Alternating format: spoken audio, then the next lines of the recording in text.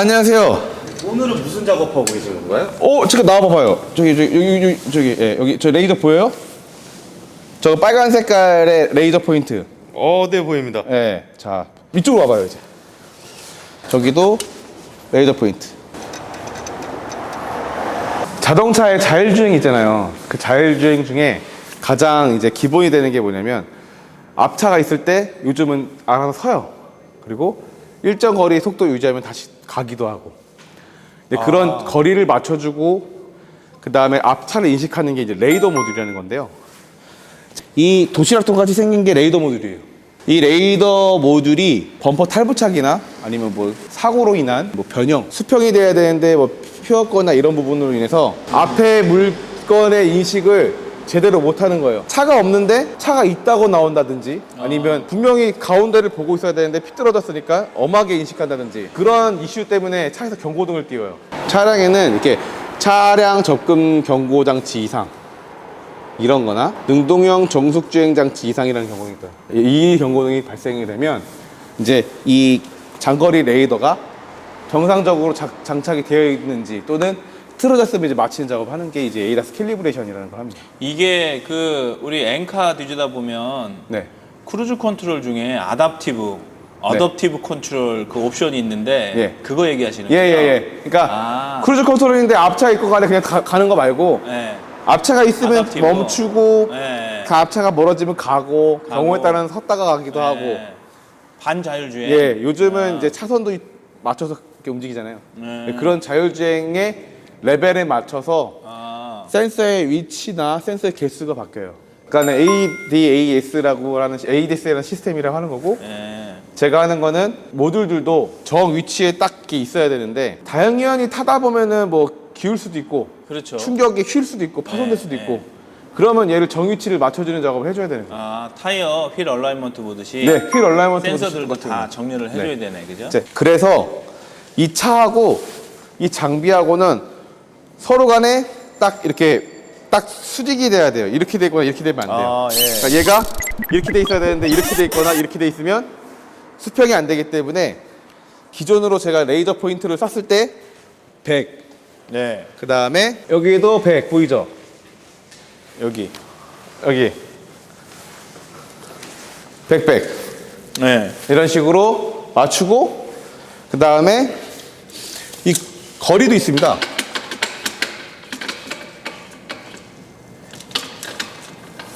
이거를 수평을 맞춰야 되니까 딱 얘를 또 유리를 열면은 거울이 나와요. 그러면은 얘가 반사가 미쳐서 여기에 맞춰줘야 돼.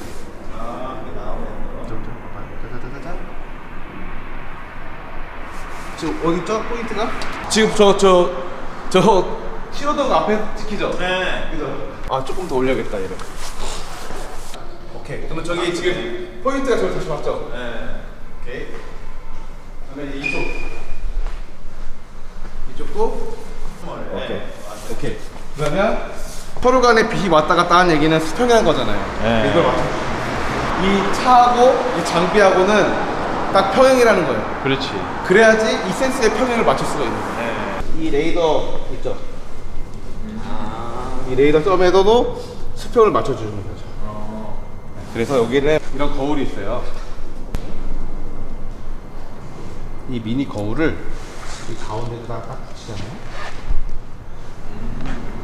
그러면 얘도 반사돼서 가운데로 가야 되겠죠. 얘도 지금 딱 가운데로 이제 맞춰놓은 거예요. 지금. 딱 가운데로 가면 이게 만약에 가운데로 안 가고 이게 빛이 아래로 내려간다. 그 이 브라켓을 피거나 보완을 하거나 하시는 거예요. 그래서 수평을 맞추는 거예요. 차 자체를 먼저 맞추고 그렇죠. 그 다음에 그 센서의 기준으로 맞추고. 네. 그래서 에이다스 장비를 하는 이유 중에 하나가 이 센서의 정 가운데를 맞춰서 예. 앞에 있는 차의 인식률을 높이기 위해서. 그러니까 얘가 틀어져 있잖아요. 그럼 틀어진 가격이 조금 많을수록 자율주행이 빨리 풀려요. 그러니까 차마다 핸들을 잡으세요가 아니면 뭐 좀 빨리 풀려지는 애들이 있는데 네. 얘가 약간 기준 범위 내에서 조금 오차 범위가 컸을 경우 그럴 때 조금 틀어지는 게 있어서 예를 들어서 하체가 네.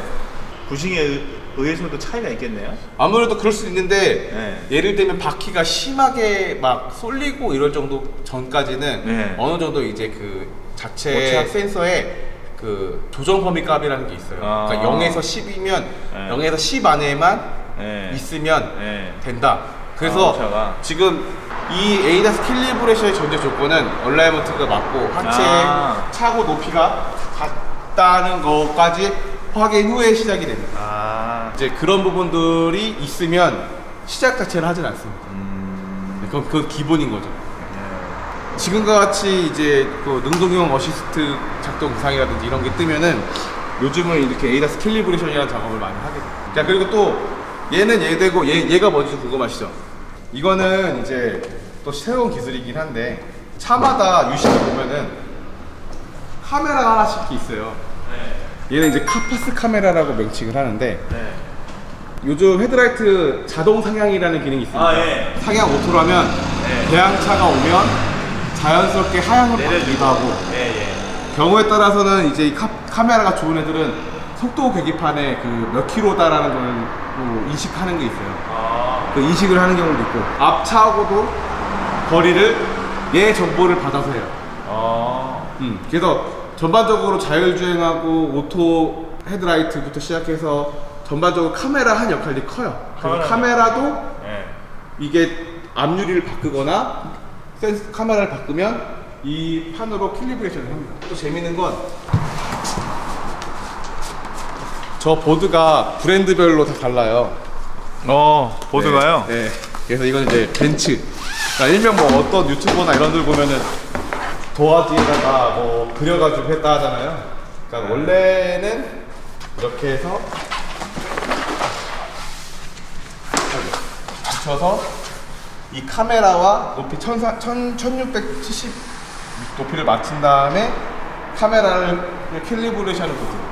그러니까 휠 얼라이먼트, 그러니까는 바퀴가 조향이 틀어지면 얼라이먼트 부분이 장거리 레이더나 뭐 근거리 레이더 경우에 따라서는 뭐 되게 많아요. 뭐 라이더 모드 때 뭐 예를 들면은 나이트 비전, 그 다음에 이렇게 카메라 이런 것들을 요즘은 휠 얼라이먼트 오토 캘리브레이션을 봐야 돼요. 그래서 요즘 생각보다 이런 보장률들이 많아서 저희는 되게 많은 서비스를 하고 있어요. 특히나 벤츠는요 요즘 신형 S 클래스들이 하자가 생긴 게 있어요. 아, 그래요? 여기가 성에가 엄청 많이 껴요. 성애가? 네. 그래서 정상적인 차도 경고등이 떠요. 아, 못 보니까. 네. 그래서 세차 잘 안 하시는 분들도 자율주행 쓰시는데 불편함이 있으실 거예요. 아. 잘 닦으셔야 돼요.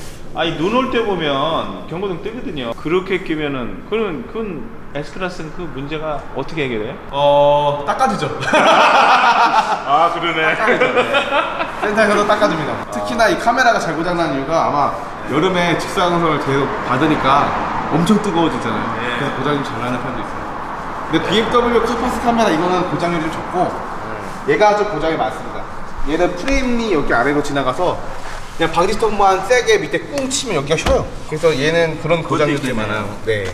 그럼 이런 레이더 센서 같은 경우에도 뭐 어느 기간마다 한 번씩 캘리브레이션 같은 걸 해주면 뭐 좋다 뭐 이런 것도 있나요? 사실 이게 휠 얼라이먼트도 똑같거든요. 그러니까 뭐 내가 특정 상황에서 뭐 방지턱을 세게 넘든지 포토를 밟았다든지 아니면 특정 하체 부품을 교환했다든지 어떠한 이슈가 있었을 때 내가 차가 예전 같지 않아서 하는 경우가 있잖아요. 얘도 똑같아요. 그러니까는 센서 자체의 감도, 그러니까 센서 분량도 많고요. 또는 뭐 어떠한 특정 상황에서 뭐 힘으로 인해서 부딪힘으로 인해서 틀어짐 때문에도 많고요. 그래서 주기가 있다고 말씀드리긴 아직 좀 일러요.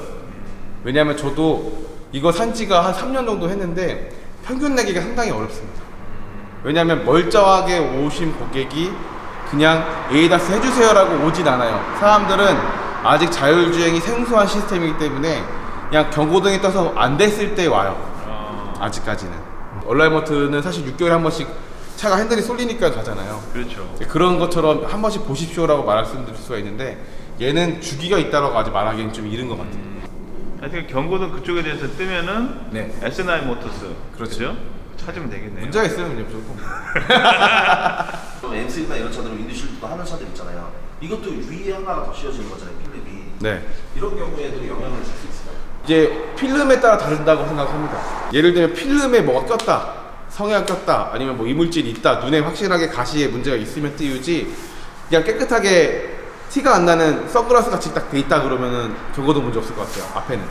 범퍼에 달려 있잖아요, 대부분. 네. 그러면은 이게 경미한 사고로도 그냥 넘어가는 경우가 많고 이럴 때 특히 교정이 필요하겠네요. 범퍼에 달려있는 근거리 레이더 모듈 같은 경우는 이제 교정이 필요한 경우가 두 가지가 있는데, 이 경미하더라도 부딪혀도 센서가 떨어지는 경우가 있어요. 그러니까 고정이 딱 플라스틱으로 딱 이렇게 붙여서 키 타입으로 되는 게 있고, 뒤에 끼는 타입이 있고, 옆으로 슬라이드 끼는 타입이 있고, 여기 다양한데 이 하우징 자체가 떨어지는 경우도 있어요. 특히나 이제 카피 제품으로 해서 바디킷 하시는 분들은 다 붙여 있는 게 조금 이제 뭐 글루건이라든지 실리콘이라든지 아니면 뭔가 종이 테이프라든지 이렇게 있는데 툭 부딪히면 떨어지는 경우가 많아요. 아니면 이제 고정을 제대로 해야 되는데 테이프로 붙여놓든지. 그거는 진짜 케이스 바이 케이스로 여러 번 다 차이가 있는데, 그 경미하다는 사고는 그냥 센서의 위치를 틀어졌게 만들었냐 안 들었냐. 그러니까 센서가 부딪혔는데 잘 있으면 괜찮고, 근데 경우에 따라서는 충격으로 해서 센서 안에가 고장나는 경우가 많아요. 그러니까 센서가 멀쩡하게 생겼고 외구상, 외판상에 문제가 뭐 없어요. 근데 낄 때마다 항상 경고등 뜨는 게 있어. 그러면은 바꿔야 돼. 네. 그거는 육안으로 봐서는 몰라요. 그래서 사고로 인해서 뭐 운전자 지원 시스템 제한된 뭐 능동적 시스템 문제 막 이런 경고등이 많이 뜨는 경우가 엄청 많아요. 그래서 사실 모듈 교환으로 오는 경우도 많고, 네. 진단이 필요한 부분이죠. 그건 또. 진단이 필요할 때는 S타임. 네. 오늘 때마침 또 예. 고치고 차 고치고 있는데 잘 오셨네. 다음에 또 와야겠습니다. 네, 감사합니다. 네.